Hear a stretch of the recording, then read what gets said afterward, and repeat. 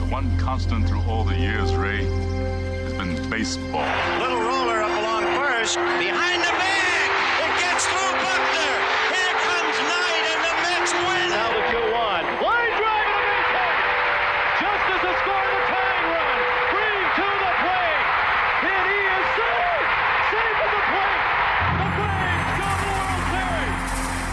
Have reserved seats somewhere along one of the baselines that sat when they were children and cheered their heroes. Gibson swings and a fly ball to deep right field. This is going to be a home run. Unbelievable!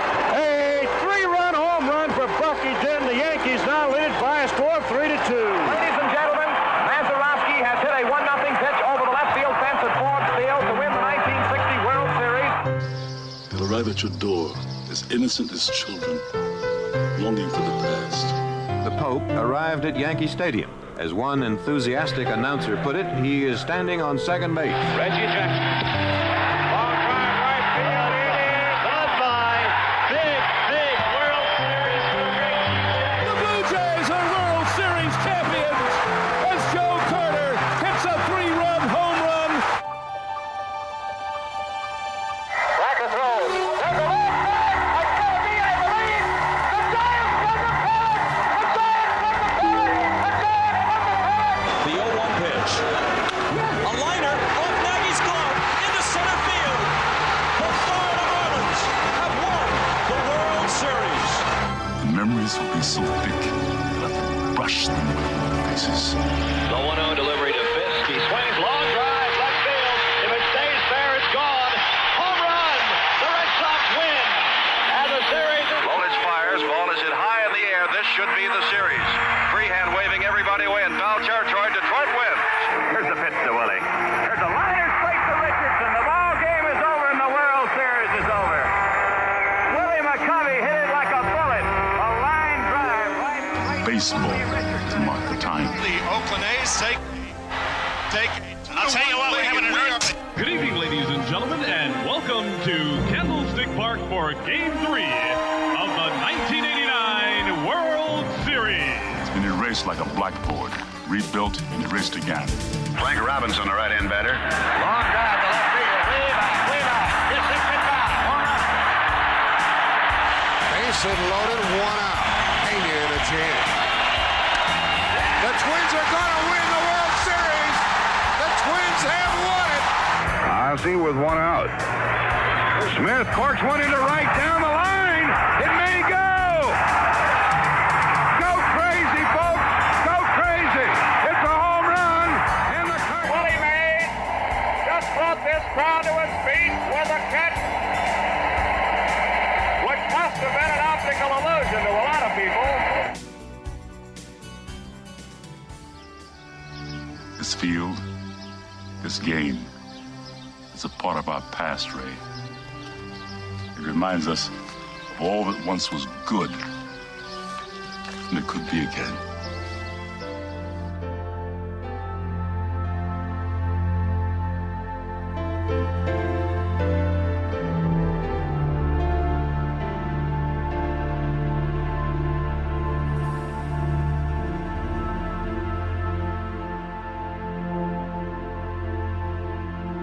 Broadcasted live.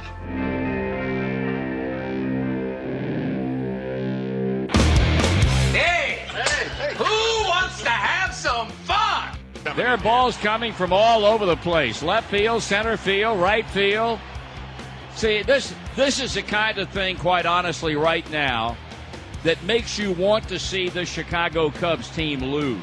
Now, you just saying you want to have fun, or do you really want to have fun? It'll be fun. Will the next person that sees anybody throw anything onto this field, point them out, or get them out of here? You don't live in Cleveland. You live in Cincinnati. You talking to me? You talking to me? That is the farthest thing in the universe from the truth. Hello, everyone, live. It's the Dan Scott Show. And right there is your host, Dan Scott.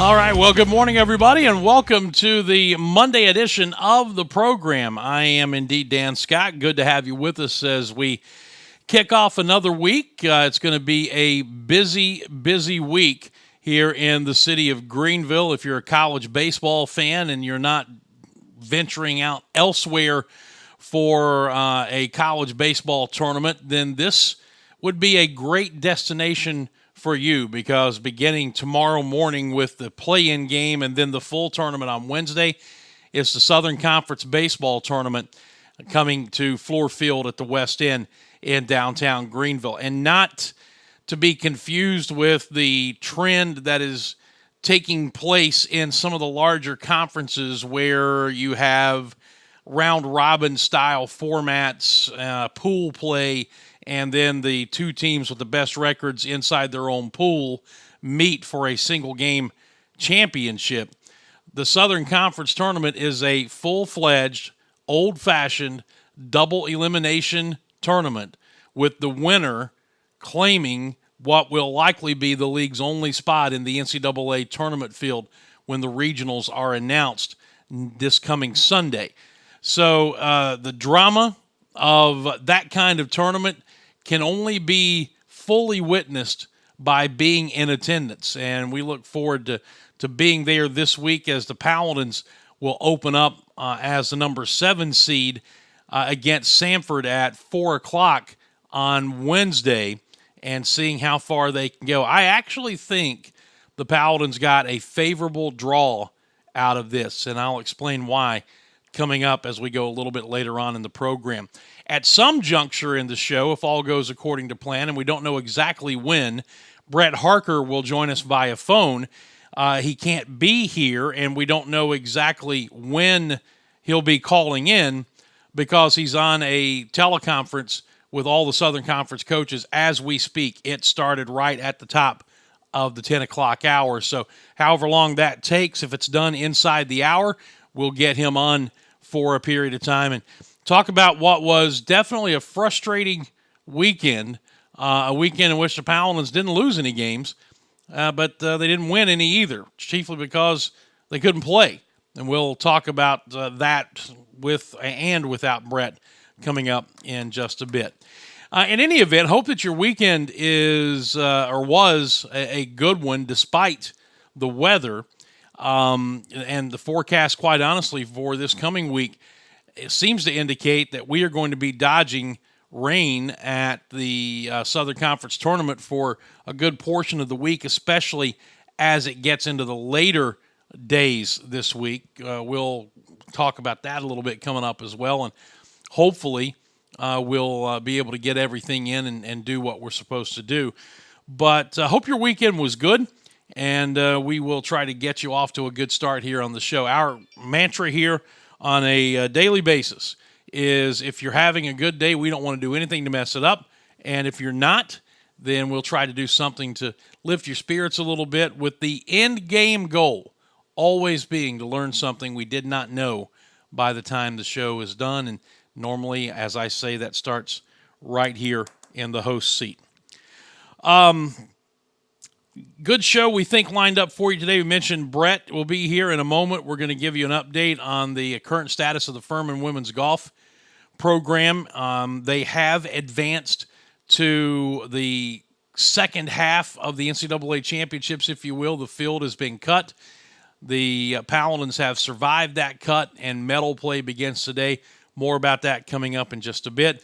Southern Conference Baseball Tournament field is set. We'll talk about that. We told you about Brett Harker.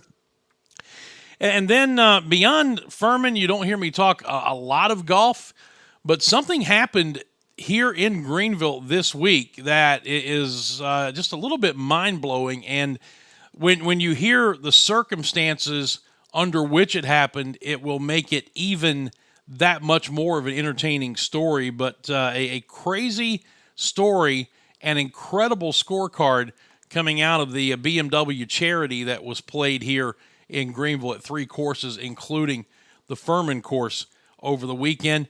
And then if you pay any attention to hockey, we don't talk a lot of hockey here, the Stanley Cup Finals are set, and the expansion Vegas Golden Knights are in the Stanley Cup Finals, an expansion team. How unusual is that?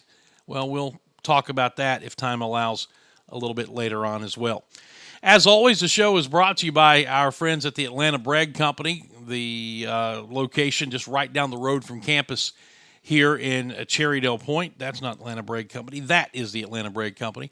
The food is great. The people are even better. And the support that Jeff and his staff give to us, give to Furman University as a whole, just goes above and beyond. They are just wonderful, wonderful partners, and we look forward to continuing to work with them on many different levels moving forward. But I highly encourage you to go check out their menu. Great sandwich choices, soups, chili, paninis. I mean, they've got it all. Different variety of beverages, both hot and cold, and then that case of baked goodies. Mercy, Atlanta Bread Company. You'll hear more about them in this commercial break coming up. Again, located just down the road from campus here at Cherrydale Point, and we would highly encourage you to thank them for their support of the program and tell them that you heard about them here on the show. We'll be back, and we will kick things off by talking about the Furman women's golf team. On the flip side, this is the Dan Scott Show. We'll return right after this. Holding, number 79, defense, first down. I'm also holding a party tonight. Great call by the official. Looks like we've got another flag on the field. Holding, a Pepsi. Necessary refreshment. Hey, Ted, bring some of that Pepsi to my party. Pepsi and the NFL. Welcome to the Fun Doesn't End Zone. When the Furman baseball team goes on the road, it travels safely, comfortably, and with the latest technology with Jeans Tours and Charters. Jeans has been a Furman favorite for decades and has serviced Furman baseball for over 20 years. Take it from head coach Brett Harker. Book your next road trip with Jeans. Jeans Tours and Charters, online at jeansbussvc.com or call 864-242-1673. Jeans Tours and Charters, servicing the upstate since 1980. If you've been sidelined by an injury, the St. Francis Sports Medicine team is here 24/7 to get you back on the field. Our highly trained network of physicians, athletic trainers, and physical therapists treat all types of sports-related injuries, even those that don't occur from playing a sport. Call the St. Francis Hurt Line at 675-HURT for priority appointments or at-home advice. Again, that's 675-HURT. The Atlanta Bread Company wants to make your dining experience as convenient as possible, especially if you're ordering takeout. Go online to atlantabreadcompany.com, place your order there, and pay for it too. Then, when you get to the restaurant at Cherrydale Point, you breeze right by the cash registers and go straight to the pickup counter where your food will be waiting. And speaking of food, try the new Shrimp Po' Boy, a delicious and surprisingly healthy addition to the already great menu. That's the Atlanta Bread Company, Cherrydale Point in Greenville.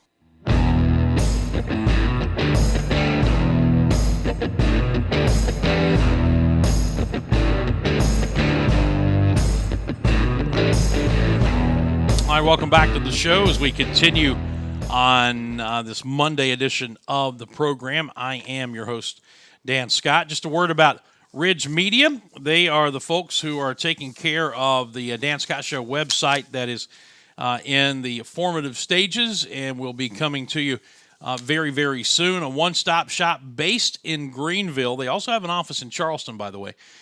They do logo, print, and website design, as well as search engine optimization and marketing. And their clients range from startups to Fortune 500 companies. As I mentioned, offices in Greenville and Charleston. Locally owned marketing firm. Kenny and the gang there do fantastic work. So call them today to schedule a free consultation. Will not cost you a dime to find out what they can do for you. 864-354-6175. 354-6175 for Ridge Media.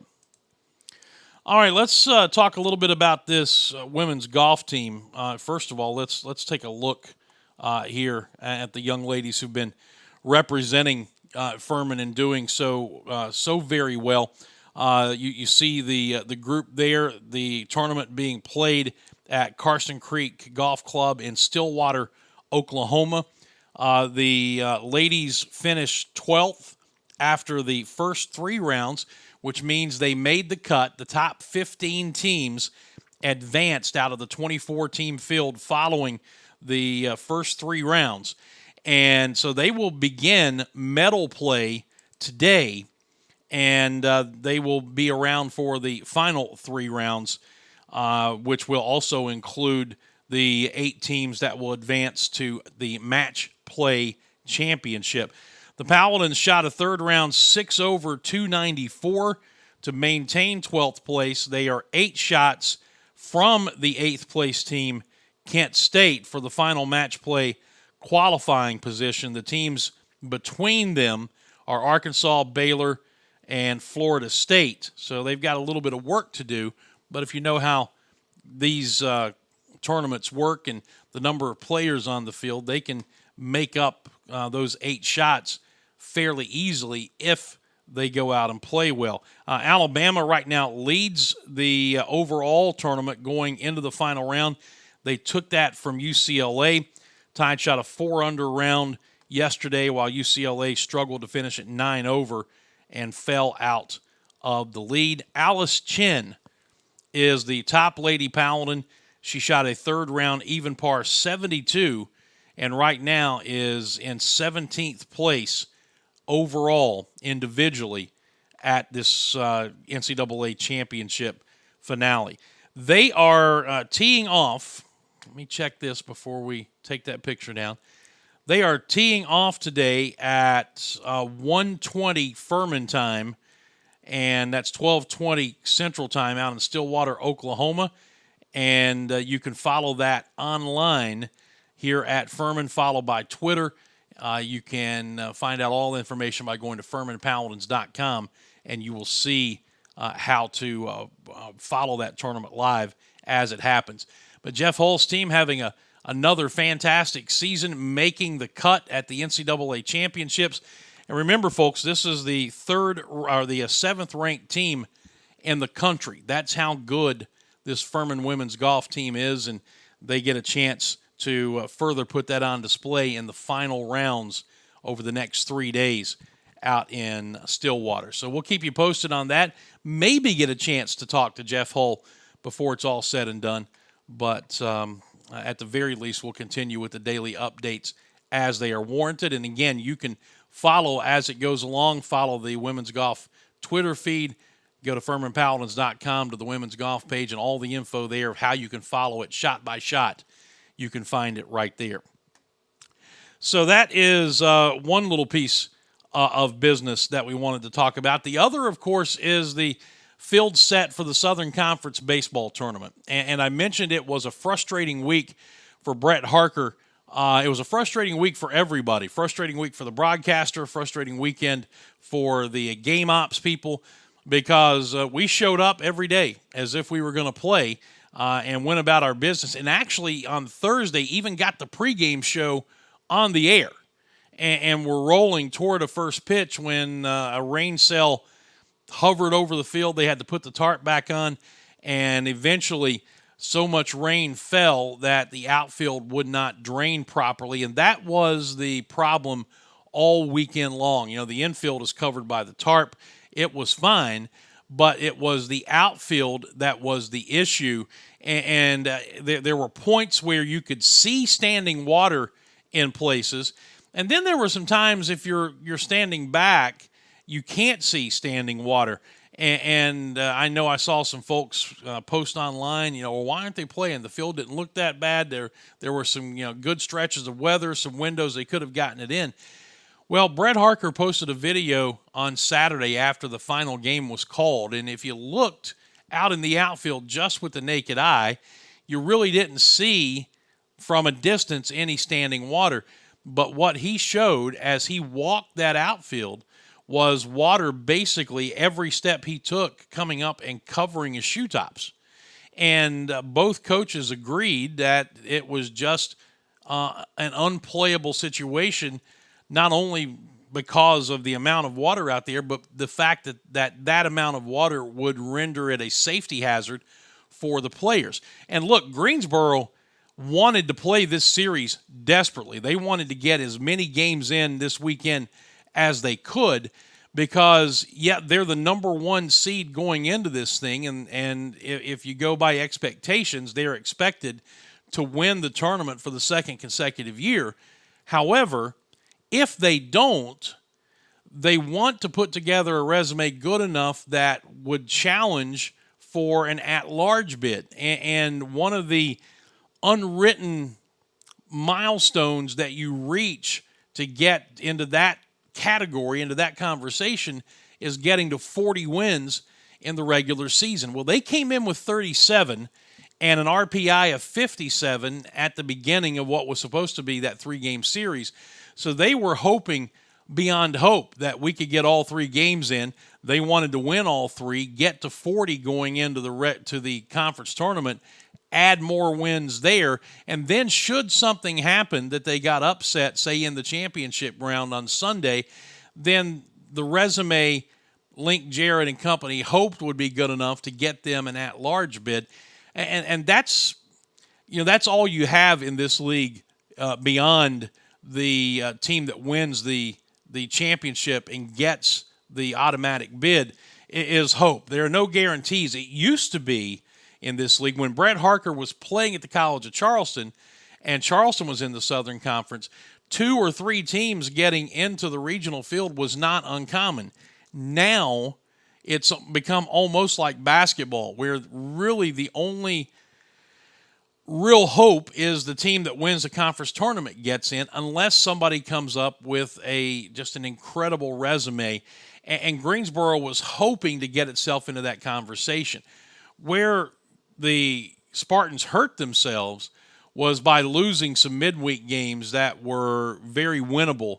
They could have been to 40 games, 40 wins already coming into the weekend, and instead they were 3 short, and they will stay 3 short heading into the conference tournament. The reality is this. The tournament field, like the NCAA basketball, like any other sport that has a tournament field, is getting more and more weighted to the Power 5 conferences, to the big boys. You just look at softball, and I know it's a different sport, but it brings home the point. In softball, all 13 teams in the Southeastern Conference that play softball made the 64-team NCAA regional field, all 13 of them. And we talked about this a little bit on Thursday in the setup of the broadcast when we thought we were going to get to play. You can't tell me that there are teams somewhere around the country that are good enough quality to be better tournament representatives than the number 11, 12, and or 13 teams in the Southeastern Conference, that they could find teams that were more competitive. However, major conference considered to be quote-unquote better competition, and I'm not saying that to a large degree it's not, but what I am saying is that more and more now things are getting weighted toward the bigger conferences, and conferences like the Southern Conference have very little margin for error anymore in any sport. It's a foregone conclusion in basketball that this is a one-bid league. That's just the way it is, and that's the way that it's going to be for the foreseeable future. And baseball has pretty much fallen into the same category. For better or worse, that's the way it is. So that's why UNCG wanted to play these games. They wanted desperately to get these games in, but the weather, the playing conditions were simply too bad and too dangerous to risk running the players out there. And Link Jarrett agreed. He understood. He walked the field with Brett Harker. He saw how much water was in that outfield, and there were the Latham normally drains very well, but there was just so much water from all the rain we had that it got to a point there was no place for it to go. And folks, in a bigger picture, that's what happens when you get flash flooding. in the area. There's so much water accumulated that the normal runoff spots it can't get to, so it starts to back up, and you start to get floods, or maybe a little creek will come over its banks, or a small dam somewhere will break, and you get flooding when you get that much water dumped into an area in a short period of time. And to a much smaller degree, that's what happened here. It didn't have anywhere to go, so it just pooled up in the outfield. And again, this is a field that by and large drains reasonably well, but there was just too much water for that to happen this time out, and so none of the games were able to be played. So what that means is that the tournament field, Furman was locked into the 7th spot by virtue of default. And interestingly enough, had they been able to play even one game and had beaten Greensboro in that one game, it would have changed their seeding because of what happened with both Mercer and ETSU. Mercer and ETSU both have one more loss than Furman in conference play on the season now. They've both lost 13 conference games. The problem is they have 2 more wins. And at 9-12 for the Paladins versus 10-13 for those other teams, or 11-13 for those other teams, that difference in that extra win negates basically the difference that would have worked in Furman's favor with the one more loss. But the Paladins have won one game and finished 10-12. They would have jumped up from number 7 to number 5 in the standings. However, I still maintain that probably worked in Furman's favor a little bit because of the bracket. But here is a look at the schedule for the first 3 days. On Tuesday, tomorrow, one single game. It's the play-in game between the 8 and 9 seeds, the Citadel and Western Carolina, respectively. A 10 a.m. first pitch. The winner of that game then advances into the full double elimination portion of the tournament and will face number 1 seed UNCG in the second game on Wednesday at 12:30. The 9 a.m. game is VMI and Mercer, the 4-5 seeds. The Paladins will take on Samford in a 2-7 matchup at 4 p.m. And then the final game tomorrow, or Wednesday rather, is 3 seed Wofford against number 6 seed ETSU. I think the powers that be in the Southern Conference have to be significantly happier with the way things broke this year as opposed to last year. Remember on Wednesday of last year, you had Furman and Wofford as the 4 and 5 seeds playing that 9 a.m. game on Wednesday. Well, these are the two teams that are closest to Fluor Field, the fan bases that are closest to Fluor Field. So not only did you have a very sparse crowd, just a handful of folks there at 9 o'clock on a Wednesday morning, many of them didn't come back that night because their teams weren't playing. In this scenario, you've got Furman in the late afternoon game and you've got Wofford in the evening game. That should help attendance. That should help sell some more tickets for this opening round, and then we'll kind of go from there and see what happens.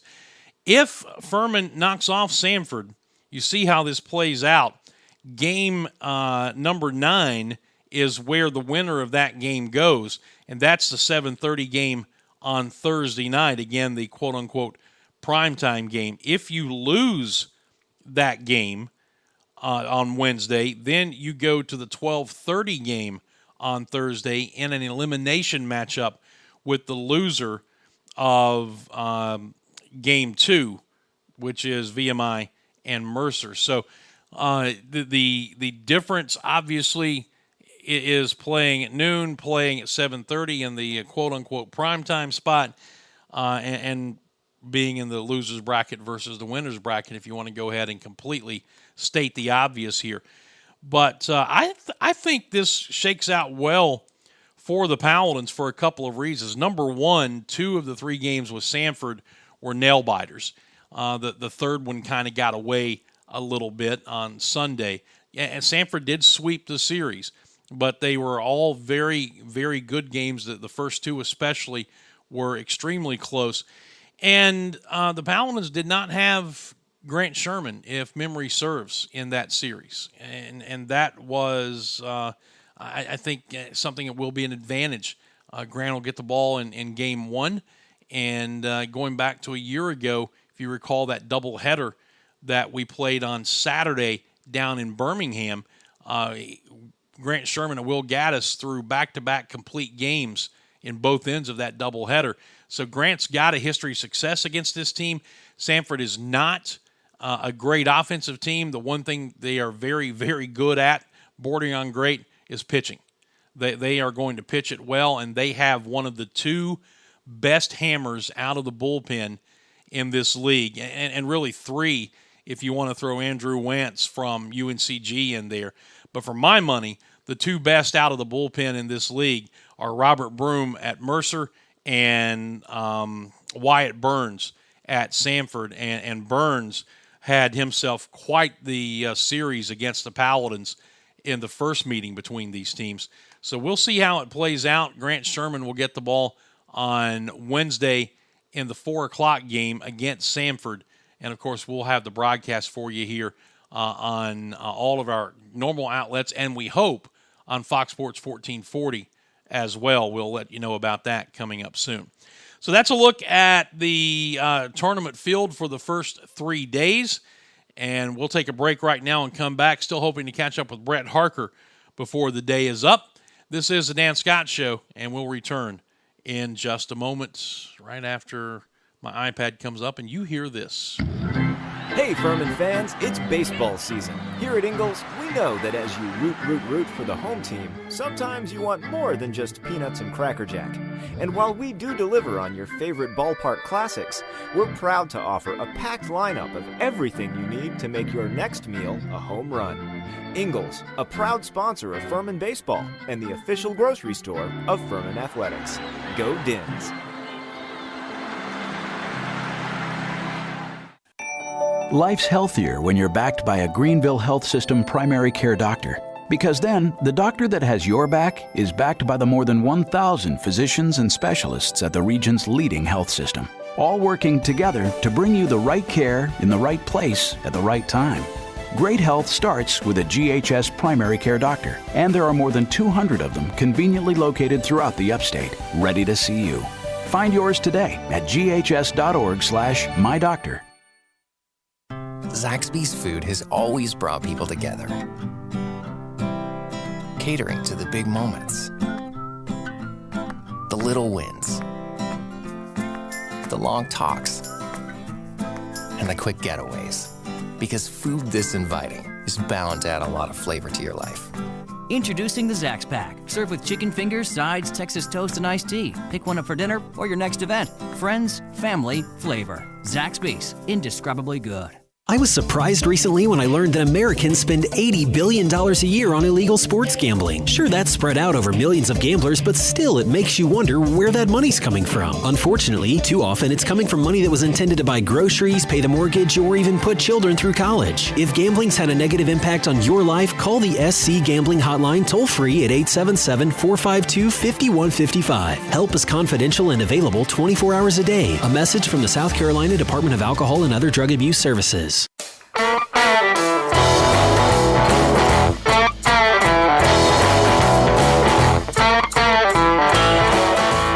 Hi, welcome back to the show. I am Dan Scott. Good to have you with us here as we continue on our daily run through on what's happening in the sports world here locally, regionally, and sometimes beyond, like we will probably do coming up here in just a little bit. Again, Brett Harker, we hope, is going to be able to join us via phone before we're done today. He is on a conference call that all the coaches are on in the Southern Conference right now, and hopefully that'll be wrapping up soon, and he'll be able to give us a shout and talk about his frustration this weekend, but more importantly, kind of preview what's coming up in the SoCon tournament. Quick word about the Walk a Mile Project, 501c3 nonprofit humanitarian aid organization whose goal is to organize, build, encourage, and invest in ways to meet the physical needs of impoverished communities around the world. What do, you ask? Well, they encourage and equip groups on how to go, and then once they're there, well, first of all, how to prepare for a trip, how to form a trip, how to raise funds, and then when they're there, how to build houses, feed a village, conduct medical clinics, etc. They are a 501c3, as we mentioned. It's a Christian organization. You can see the web address there at the bottom, the whamproject.org. Highly encourage you to check them out and find out how you can partner with them. And maybe if your church or organization is thinking about putting together a mission trip of some kind, these folks can help you. Coming up at the end of this month, Heath Burdett and his father, who started this organization, are actually going to join us. And it's not necessarily a sports-related segment, but I think it's an important topic, and we're going to kind of go off the beaten path a little bit for a segment or two and talk with them about the Walk a Mile project. So, again, thewhamproject.org is that website. You know, among the other things that were going on in the upstate this weekend, and something they did get to complete despite the weather, was the BMW Charity Pro-Am that has become such a staple here in the Greenville area. And the tournament was won by a guy named Michael Arnaud. He had to say he had a couple of fantastic rounds, especially front halves of rounds over on Thornblade, would be an understatement. But I want to set this up first, okay? Michael Arnaud plays on the APT Tour, okay? The BMW Charity Pro-Am is on the web.com tour. He was not even in the original field when it was announced. He was the first alternate, and the only reason that he got into this field at all is because that Kent Bull had to withdraw with an injury. So he found out Wednesday morning at 9:30 that he was going to be in the field. He said he was planning on coming anyway because he was the first alternate, but he found out Wednesday. He flew in Wednesday afternoon, got here at 6:30 p.m., and started playing on Friday. Well, all he did, and this is incredible, all he did was in 2 rounds at Thornblade on the front 9, shot a combined 55 on the front 9. He shot a 27 on the front 9 of his first round at Thornblade, and that, folks, that included a bogey, okay? So he shoots a 27 on the front 9, and that included a bogey. The next round he played at Thornblade, he shot a 28 on the front 9, and therefore ended up just on those front 9s with a 2-day score of 55, which is pretty incredible. Look at this scorecard. Look at this scorecard for round 2 for Michael Arnaud at Thornblade. Just through the first 6 holes, he was 8 under par through 6 holes. Birdie on 1, eagle on 2, birdie on 3, birdie on 4, eagle on 5, birdie on 6. What this meant for this young man is that not only did he get into the tournament field, not only did he win the tournament, he went from not even listed in the web.com's top 25 money winners to number 13 overall, taking home a $126,000 purse. Boys and girls, he had not cracked the $8,500 earnings mark yet this year, and he wins $126,000 at the BMW Charity Classic in a field in which he was not even supposed to be in because he was the first alternate. And then he comes out and he does that in his front 9s on back-to-back days at Thornblade and wins the tournament. It was an incredible story. Again, I don't talk a lot of golf here. Golf's not my thing, but that deserved a little bit of notoriety.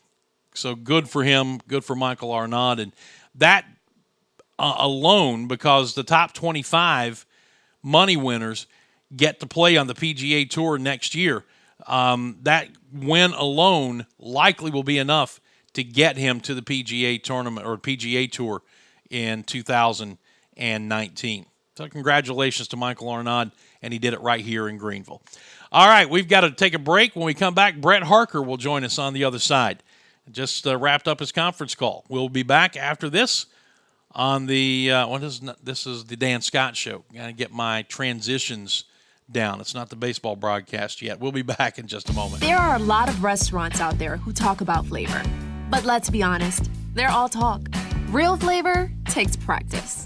And here at Bojangles, we've had 40 years to perfect our irresistible chicken, made from scratch biscuits, and one-of-a-kind fixins you can't find anywhere else. So those other restaurants can keep talking about flavor. Meanwhile, we'll be serving it. Head to Bojangles and get a 2-piece dinner combo with a biscuit, a fixin', and a drink.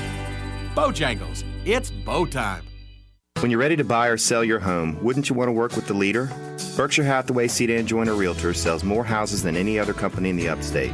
Since 1964, our commitment to quality and integrity has set us apart and earned us the upstate's trust. With 9 offices and nearly 300 real estate professionals, we'll help you sell your current home and find your dream home. Check out our Book of Dreams magazine and sedanjoiner.com to search thousands of listings. Trust the upstate's leader to make your real estate dreams come true. Berkshire Hathaway Sedan Joiner Realtors.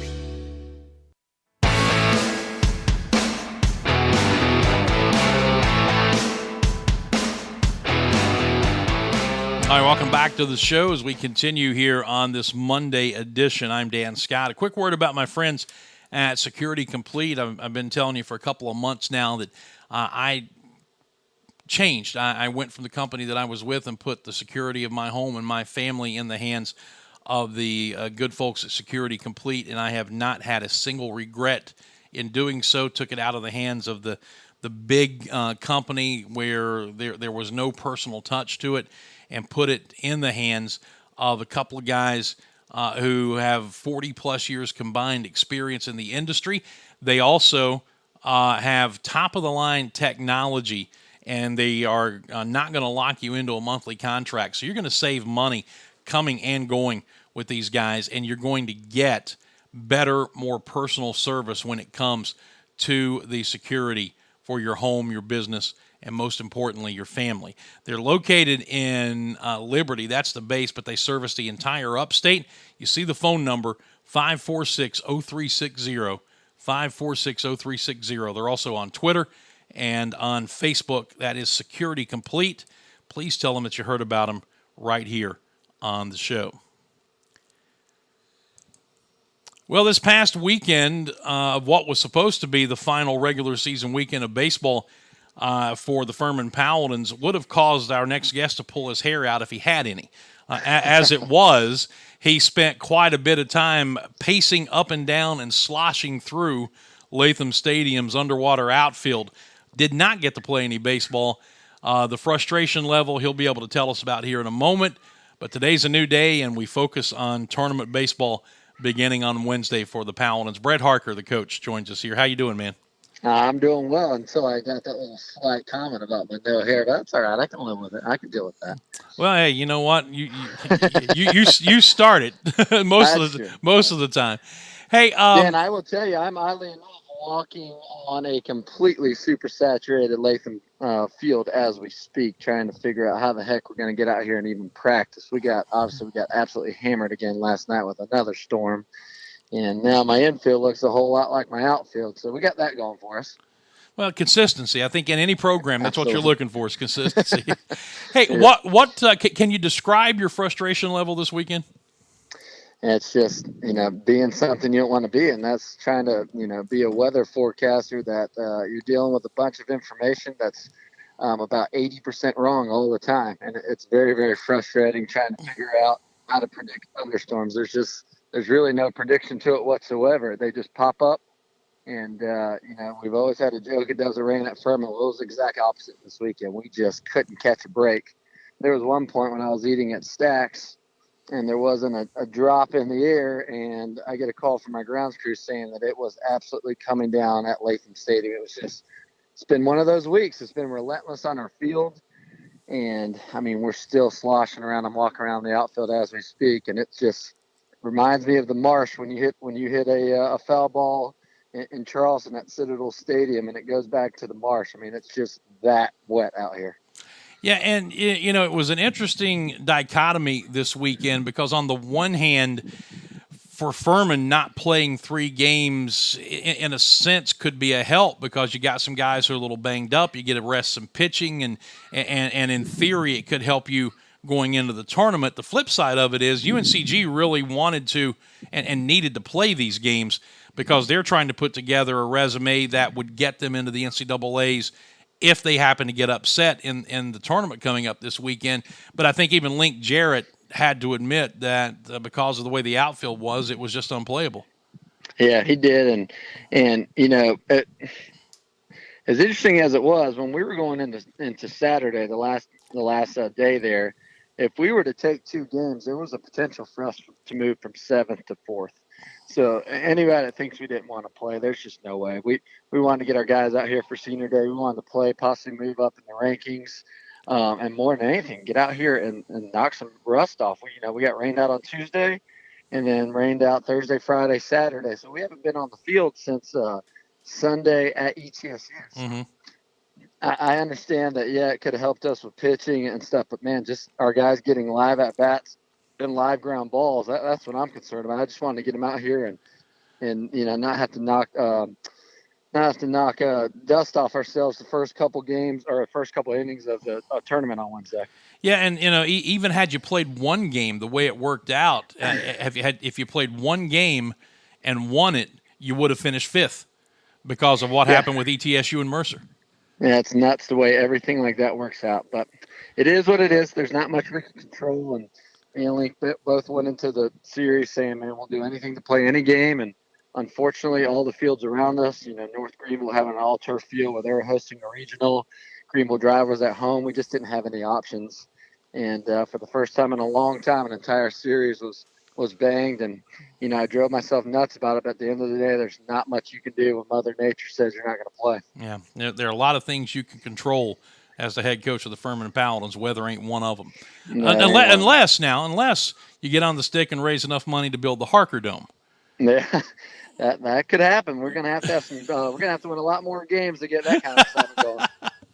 Brett Harker joins us as we talk a little baseball here, heading into the Southern Conference tournament. One thing that was pretty cool on Saturday, you didn't let the fact that there wasn't a game take away from a little pomp and circumstance for your seniors. It was a friends and family only attendance, but you still went through the ceremony, which I thought was a nice touch.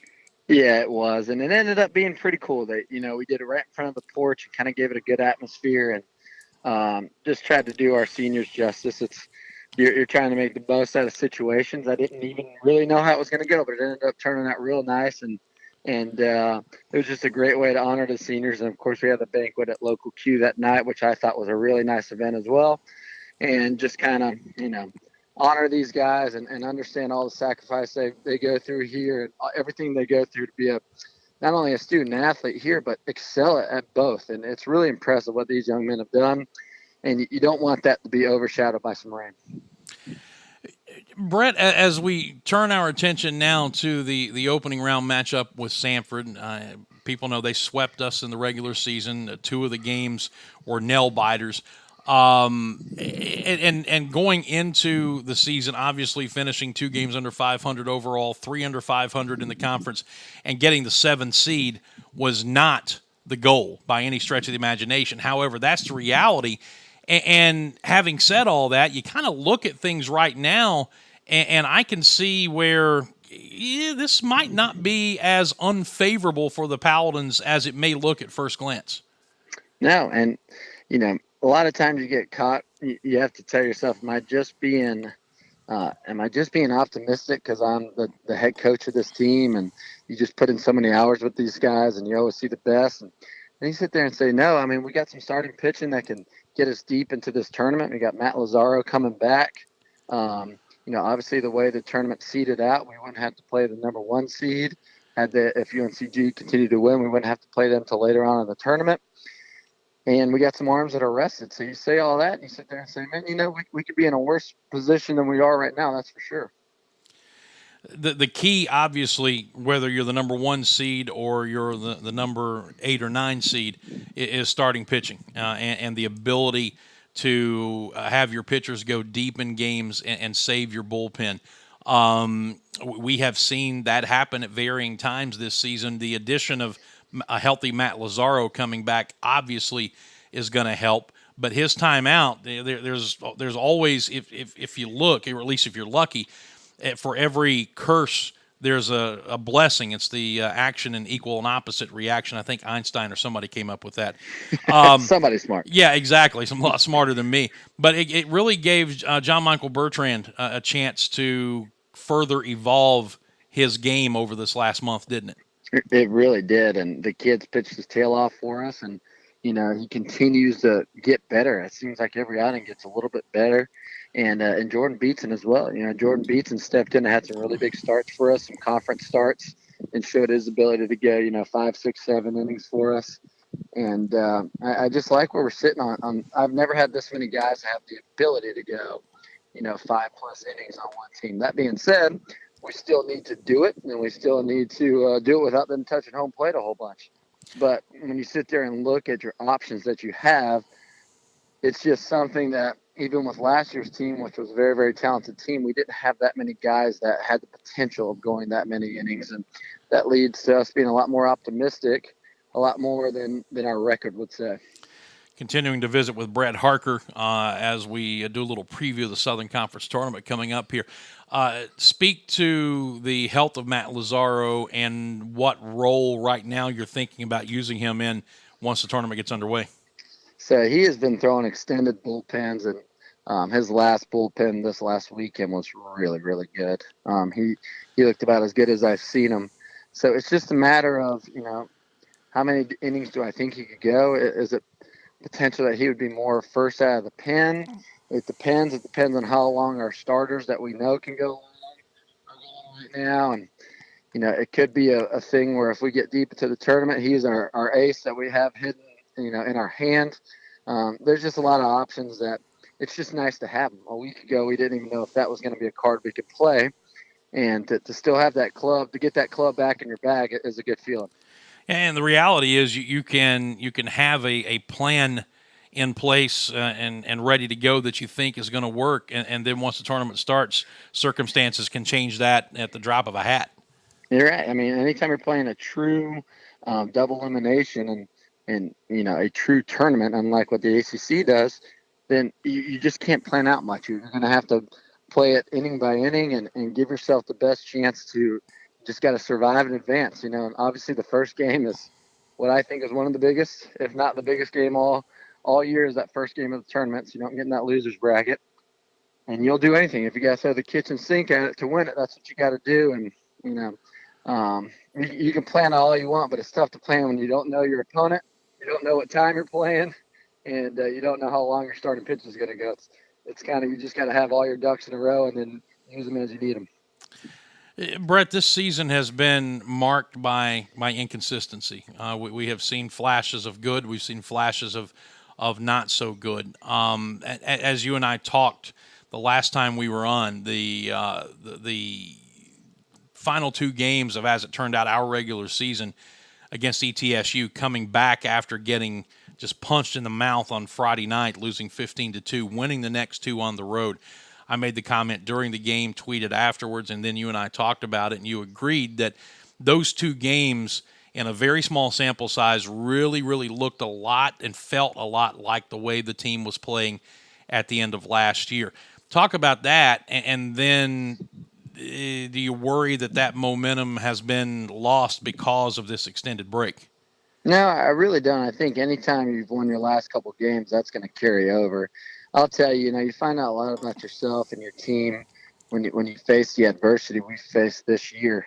And the bottom line is, anything short of UNCG making a good run here, but coming up short, and maybe they get an at-large, I'm not sure. But, the other 8 teams in this tournament have to win it to get to the regionals. So the bottom line is we're not in the playing game, and I think we're playing our best baseball come May. Now, would I like to play more consistent? Of course, that's the culture we're building around here. That's the mentality that we want out of our guys. But that being said, life doesn't always work out the way you want it, and it's how you're going to deal with that adversity. And, guys just got to continue to believe in themselves and believe in what we're doing And I think it kind of tells you where our mind is, where our approach is, that we can get beat the way we got beat at ETSU on Friday night and still believe in what we're doing enough to win on the road, win the series on the road.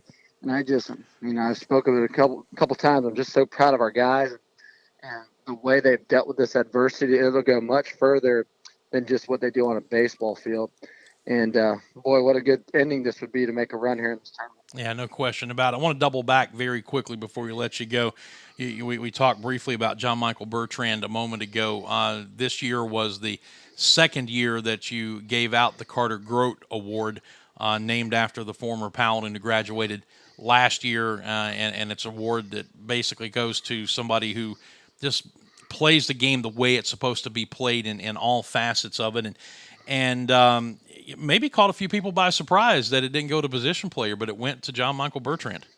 Yeah, it did, and that tells you how much more he had to earn it, because obviously when you think of Carter Grote, you think of an everyday player, you think of somebody that can contribute, at least 50 of the 56 games. And then you just start looking at the resume of what John Michael has done this year and where he's come from, and it just mirrored Carter Grote a little too much. It's a walk-on. As a matter of fact, he had to overcome something that Carter didn't. He actually did not make our team last year and stuck around and said he wanted to become part of this team. Had no guarantees coming into this fall. Made the team, took advantage of his opportunities at a relief. Ended up getting a couple spot starts midweek. Obviously pitched very well in there before you know it. With a couple of injuries, he's pitching on the weekend in conference for us. Never says a word, never complains, goes out there, does his thing, busts his tail. I get told every week that he's one of our hardest workers in the weight room, which is not typical to hear from a pitcher.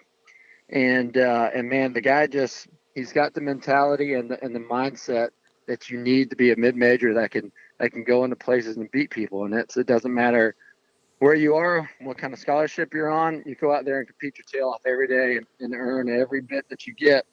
And when you add up that whole resume, you sit there and say, man, that's the guy that needs to be the Carter Grote Award winner.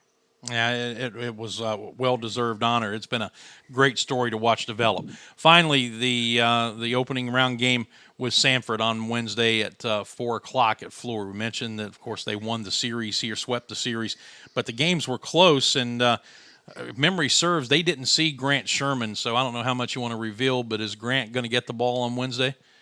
Yeah, we'll kind of keep that card a little close to our chest here, obviously, because our options would be between a righty and a lefty. So from a strategic standpoint, I'll keep that close. But, I feel good. Obviously, they got an incredible team, and their pitching staff's one of the best, if not the best, in the Southern Conference. But I still like our matchup. I learned this old wives' tale with Coach Smith. One of the worst things you can do is sweep a team, because when you see them in the tournament, it's always tough to beat someone 4 times. It's rare to get swept at home, especially when games were that close. I felt like it was a pretty evenly matched series. They just happened to get one more hit than us. And, I just like our guys. I like the way we're playing. I feel like we played them when they were playing their best baseball, and that's sometimes that's just the way the dice roll. But I feel like we're playing good baseball right now, and if we do the things that we need to do, I think we can make a run in this thing. Well, it all starts on Wednesday, and this is what you prepare for all season long, and I can't wait to get out there and get behind the mic and see how things roll. Brett, thank you. I know you're really busy now, but thanks for the time, and we'll talk to you on Wednesday. Thank you, Dan. All right, that is Brett Harker, and that is going to put a wrap on today's program. We will be back with you tomorrow, same time and same place, a little more SoCon tournament preview if all goes well, and who knows what else. The one thing I did not get to, and I'll mention this briefly as we go out, but the story about the Vegas Golden Knights, they are the first expansion team to get to a championship series in any sport since the St. Louis Blues did it back in 1968. The difference here is that when the Blues did it, they were one of 8 expansion teams in the National Hockey League that year and basically had to go through other expansion teams to get to the championship, the Stanley Cup Finals, where they were beaten soundly by the Montreal Canadiens. the Vegas Golden Knights were the only expansion team this year, and they are going to the Stanley Cup Finals. A little easier maybe to build an expansion team these days in the era of free agency and some of the other ways to go about your business, but still pretty incredible to have an expansion team going to the Stanley Cup Finals. The Vegas Golden Knights. What are the odds of that? He asked himself. That'll do it for us. We will be back with you tomorrow. As mentioned, look forward to spending that time with you. Until then, have a great rest of your Monday. God bless you, and so long, everybody.